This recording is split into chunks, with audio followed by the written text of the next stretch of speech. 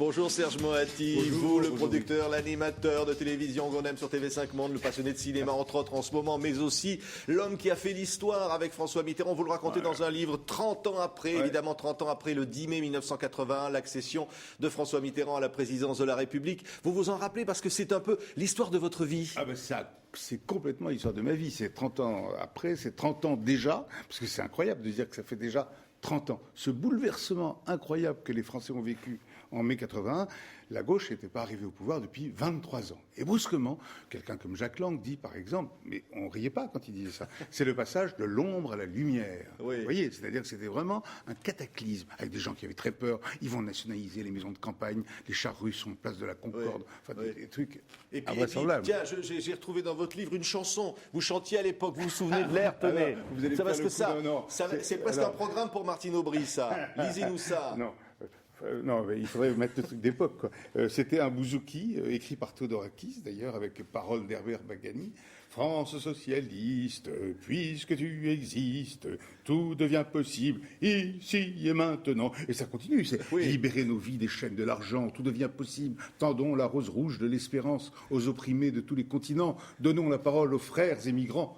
C'est un rapport avec aujourd'hui. C'est un vrai programme France pour aujourd'hui. socialiste, puisque tu existes, tout devient possible. C'est ici ça. et maintenant. Voilà, c'était ça qui a fait descendre les gens dans la rue, place de la Bastille, en se disant effectivement s'il n'y a pas les chars russes, eh bien dans Paris, il y a au moins la population. Le peuple de gauche est là. Oui. Et vous étiez là. Ah bien sûr que j'étais là, et j'étais là depuis longtemps, puisque j'ai rencontré François Mitterrand en 70, donc bien avant. J'étais un jeune homme, et c'est une rencontre déterminante dans ma vie, parce que là, cet homme m'a appris à aimer la France énormément, et on était tous derrière lui, nous tous de ma génération, qui n'avions jamais été au pouvoir. C'est-à-dire que nous qui étions de gauche à ce moment-là, nous étions tout juste bons à manifester, à râler, etc. Et la droite semblait au pouvoir éternellement. Oui. Alors, et Mitterrand a créé les conditions de l'alternance. On va évidemment raconter ce parcours, parce qu'il y a encore beaucoup de choses dans le livre, évidemment, qui parlent de votre Tunisie tant aimée où vous avez vécu, et puis lorsque vous allez frapper à une porte austère de la SFIO, vous adhérez, vous êtes le socialiste qui fait des émissions et des films à la télévision, mais un jour, donc, vous rencontrez François Mitterrand,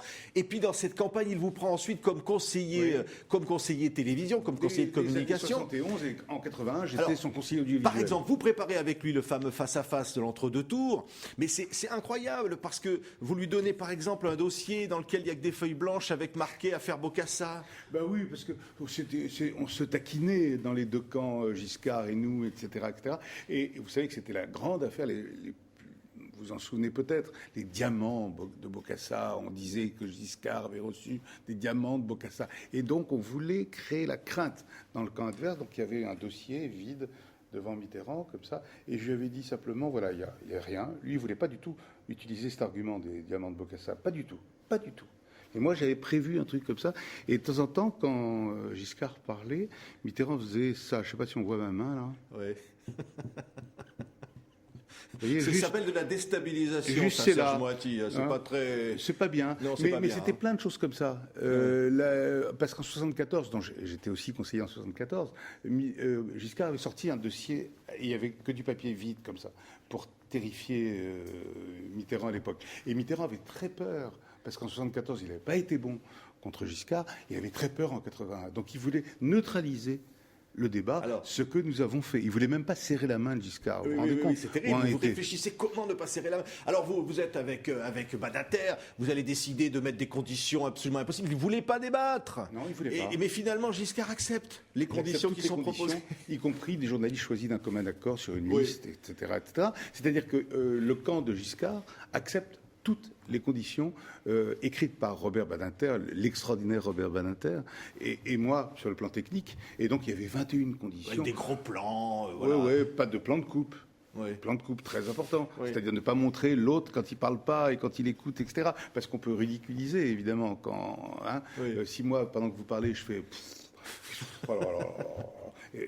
je ridiculise ce que vous dites, etc. Donc, etc. Il y avait 21 conditions, ils ont tout accepté parce que Giscard et c'est vrai, était bien meilleur que Mitterrand à la télévision à ce moment-là. Il se croyait très, très alors fort. vous aviez fait limer les dents de François Mitterrand avant. Pas moi, mais oui, mais d'autres. Oui, j'étais dans le coup. Vous lui avez appris à plus cligner des yeux sans arrêt, comme ça. Oui, il fallait le rassurer, c'est-à-dire qu'il n'aimait pas la télévision, il trouvait que c'était un instrument froid, noir, un œil noir, insupportable. Il avait l'impression que c'était que des ennemis à la télévision. Et je me souviens, quand il arrivait à la télévision, l'endroit télévision, il se sentait pas bien. Il avait l'impression que c'était une citadelle ennemie aux mains d'adversaires. On va voir une photo donc, de ce face-à-face, une photo noir et blanc. On voit donc Giscard et Mitterrand face à face. Mais ce qui est incroyable, vous racontez que juste avant, Mitterrand, il vous parle de quoi? Il vous parle de Brigitte Bardot. Non mais c'est incroyable. Il vous dit, vous l'avez vu quand elle est belle, comme elle est nue dans ses films. Oui, je savais pas quoi lui dire avant que ça commence. On était dans la loge ensemble avant que ça commence. Ça, on était dans la loge ensemble, on était seuls, on savait pas quoi se dire, etc. Il était maquillé, il s'était maquillé comme ça, on était seuls. Et moi je savais pas quoi lui dire. Brusquement il me dit, et Brigitte Bardot, qu'est-ce que vous pensez de Brigitte Bardot? Je me suis dit bien, enfin que ça. Et puis je sors la réplique dans le film de Godard, vous savez, et mes fesses, tu aimes mes fesses, etc. Et à ce moment-là, il y a les conseillers qui arrivent et qui voient cet étrange, ces deux types qui parlent des fesses, etc. T'aimes mes fesses, etc. Ce qui était quand même tout à fait étrange. C'était pour le détendre. Oui. Et plus important que ça, si vous le permettez, Yves, je lui ai parlé de mes parents morts. Oui. Je lui ai parlé de mes parents morts, j'ai parlé de l'esprit des morts qui flottaient autour de nous et qui rôdaient autour de nous et qui auraient été contents, moi, le fils de socialiste, de me voir là avec lui. Ce soir-là, si émouvant pour lui. Et lui, il m'a parlé de ses parents morts. Il m'a parlé de ses parents morts au cimetière de Jarnac. Et c'est très étrange, cette histoire d'esprit. Parce que vous savez que Mitterrand était un spiritualiste. Croyez aux forces de l'esprit. Voilà, il est mort. Ouais. Son dernier discours aux Français, c'était « Je crois aux forces de l'esprit, je ne vous quitterai pas ». Et la relation que nous avons eue ensemble, toutes les années, j'allais l'aider à faire les vœux aux Français, etc. Et cette espèce de présence comme ça, de ces morts, de ces esprits morts, etc., a guidé sa vie. Qu'est-ce qu'il fait le 21 mai? Il va dans un grand cimetière républicain, le Panthéon. Oui. Il va c'est avec vous, évidemment, qui allait assurer la mise en scène et puis la retransmission télévisée donc, de cette cérémonie. L'idée, c'est de moi. Mais moi, j'ai fait la mise en scène. Et c'était vraiment tellement étonnant qu'il aille là, s'incliner comme ça. Vous vous rendez compte? Il y en a qui vont au Fouquet's, il y en a qui vont au Panthéon. C'est curieux. Non? Oui. Et donc c'était curieux parce que c'était un moment comme ça, très fort, invraisemblable. Mitterrand, je crois, pendant 14 ans, il y a eu plein de déçus de Mitterrand. Oui, mais vous allez croiser Bousquet, d'ailleurs, dès ce moment-là. Vous ne savez même pas qui c'est. On vous dit que c'est Bousquet de la rafle du Veldiv. Quelle angoisse.